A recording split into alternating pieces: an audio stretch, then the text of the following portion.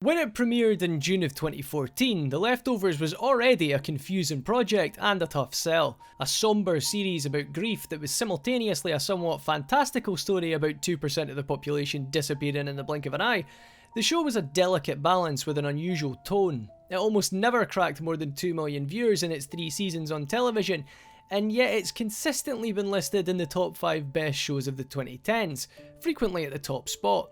But what is it about this confounding, depressing, inspiring, hilarious, one-of-a-kind show that's garnered a small but loyal following that continues to grow? Here are 10 incredible things about The Leftovers.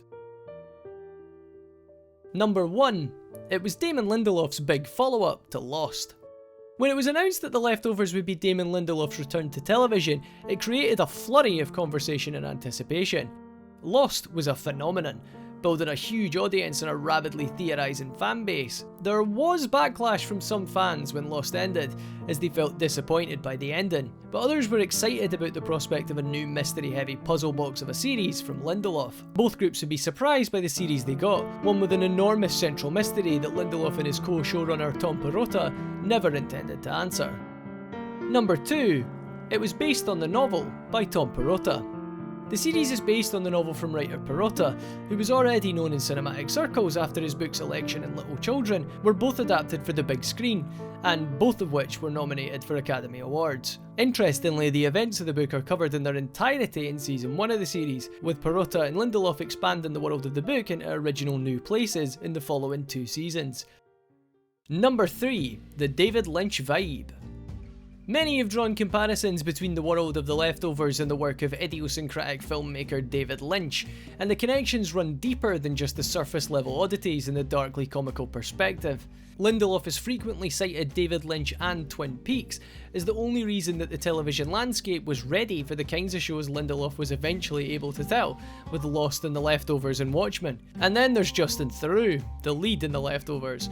Though he's also known as a screenwriter for Iron Man 2 and Tropic Thunder, he was the lead actor in David Lynch's last 2 films, Mulholland Drive and Inland Empire. Number 4. The brilliant female cast. One of the great developments of the cable television boom was the growing number of complex roles for women. Nowhere is that more evident than in The Leftovers, which boasts more award-worthy female performance than any other series. Amy Brenneman and Carrie Coon are the central female performances, both devastating and brilliant in very different ways. Season 2 introduces the always stellar Regina King, who re-teamed with Lindelof as the lead in the miniseries Watchmen. But the smaller supporting roles are equally as impressive. Margaret Qualley is the struggling daughter who still works to hold the family together, Ann Dowd is the complicated cult leader, and especially Liv Tyler in a career-high role as the wildcard Meg. Number 5. Lindelof loves Australia.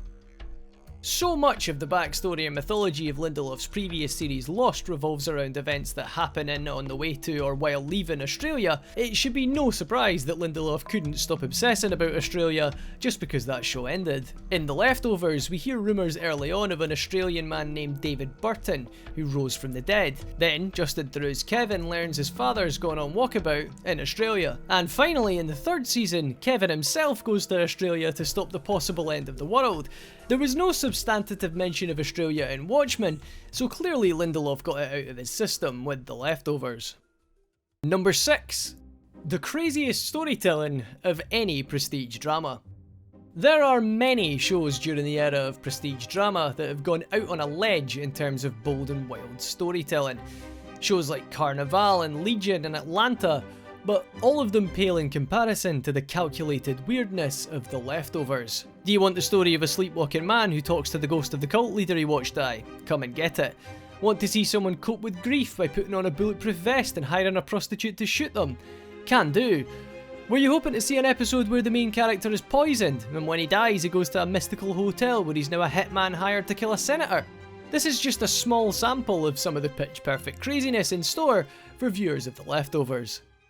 Number 7. The Perfect Strangers connection.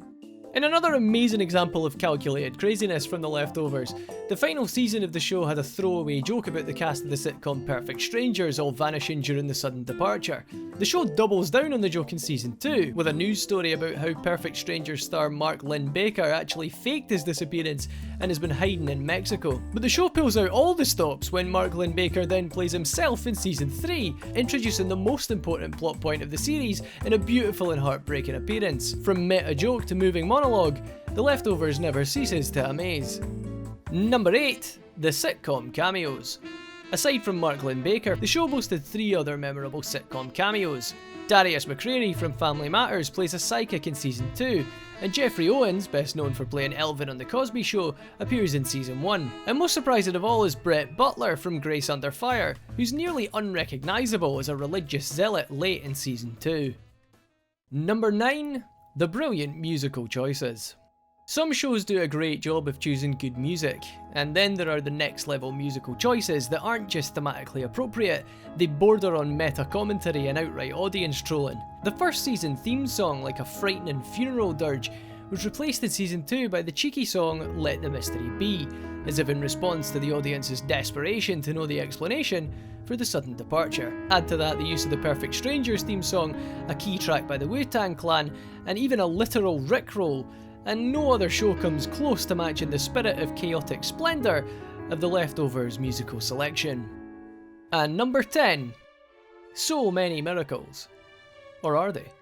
The Leftovers was always a series that flirted with the idea of whether miracles were real, if there was a god, and whether the sudden departure could be explained as anything other than a supernatural act. Then, in season 2 and 3, it seemed like the show came down on the side of miracles, with death and resurrection shown on screen. But were they really miracles?